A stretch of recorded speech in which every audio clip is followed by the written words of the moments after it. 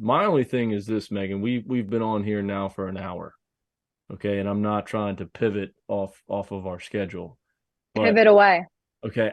And Rob mentioned it in his toast of the night. Do we give Tennessee on the field of 68 enough credit? Do we toast them? Do we give them enough credit for what they're doing? Because you're talking about the number one defense in the country.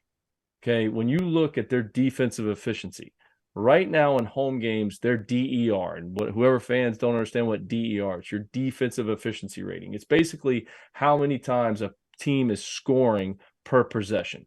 In home games, it's 0.63. Okay. And on the year, it's 0.74. So teams do not score against them. And then they go out tonight and they score 87 with that defense. So, like, we want to talk about, like, Final Four team. We want to talk about a team that could win a national championship. Do we talk about Tennessee enough on the field of 68? And listen, I'm a Gator alum. Okay, I do not like that color orange. Okay, my father played linebacker at the University of Florida. I was raised to not like that color orange.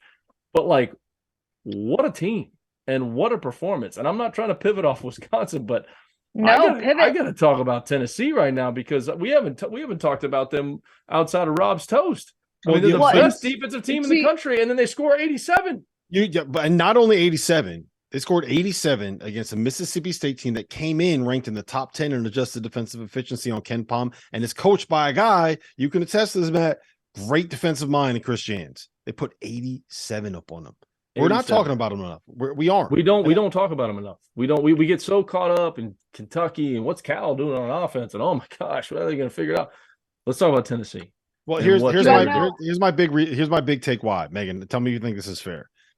This is the first time where they've done something where it's like, okay, I can buy into them, right? Since the Kansas win, since they beat Kansas I think that was the day after Thanksgiving. November 25th. Yep. Yeah. So it was the first time they did something you can buy. Yes, they beat Maryland, but when they beat Maryland, it was kind of like that was one of the ugliest basketball games I've ever seen in my life. I didn't even want to think about that, let alone talk about it. They lost at Arizona in a game that they could have won at Arizona. Arizona is a very, very, very good team. But like beating Mississippi is not going to move the needle. They've played 4 bye games since they beat Kansas. This was the first time that they did something where you're like, whoa, okay, Whoa. that was okay. That's something that you got to take note of. I think it's because people don't really like that color orange, kind of like my bubbly sparkling water can here. I don't think people like that. The Tennessee fans and Thompson Bowling Arena, what an environment! One of the toughest places to play in the SEC. But man, don't sleep on them. I think we got to talk about them a little bit more.